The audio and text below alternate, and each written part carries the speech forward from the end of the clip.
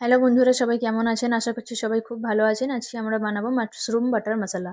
এই রেসিপিটা খুবই তাড়াতাড়ি হয়ে যায় এবং খুবই সহজ। তো চলুন তার জন্য দেখে নিই কি কি লাগছে। প্রথমেই আমরা মাশরুমকে ভালো করে ধুয়ে জল ঝরিয়ে নিয়েছি। মাশরুমগুলোকে কেটে নিয়েছি। এখানে একটা পাত্রে মাশরুমগুলোকে নিয়ে নিলাম। এখানে 2 থেকে 3 চামচি মতন বাটার দিয়ে দিয়েছি। আপনারা চাইলে বাটারের পরিবর্তে ঘিও দিতে পারেন। এখানে আমরা নিয়ে নিয়েছি হাফ চা চামচ লবণ। আপনাদের মাশরুম হিসাবে আপনারা লবণটা নিয়ে নেবেন। এখানে নিয়ে নিয়েছি আমি হাফ চা চামচ মতো লঙ্কা পাউডার, হাফ চা চামচ জিরা পাউডার, হাফ চা চামচ ধনিয়া পাউডার, হাফ চা চামচ হলদি পাউডার আর হাফ চা চামচ গরম মশলা পাউডার। সবকিছু এখানে ভালো করে ম্যারিনেশন করে 5 মিনিটের মতন রেখে দেবো।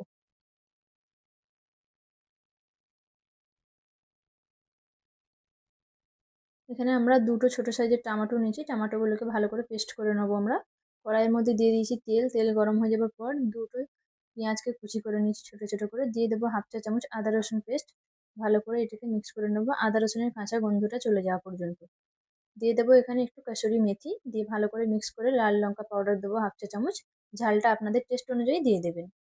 আপনারা দেখছেন আফসানা কুকিং। আমার ভিডিও যদি আপনাদের ভালো লাগে অবশ্যই লাইক, কমেন্ট, শেয়ার এবং সাবস্ক্রাইব করে দেবেন। এখানে আমরা টমেটো পেস্টটা দিয়ে দেবো। দিয়ে ভালো করে একটু নেড়ে চেড়ে নেবো।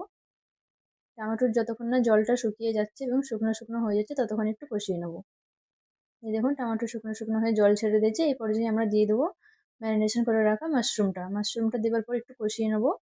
দেখবেন মাশরুম থেকে জল বের হবে। এরকম কষিয়ে নেবার কিছুক্ষণ পর দিয়ে দেবো 2 চামচ মতন টক দই। দই দেওয়ার পর আরেকটু কিছুক্ষণ কষিয়ে নেবো।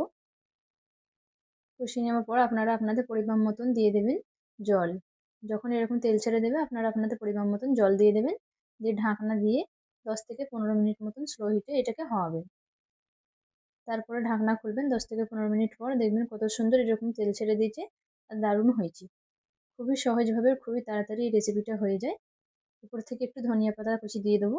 আজকের মতন এখান পর্যন্তই। ভালো থাকবেন।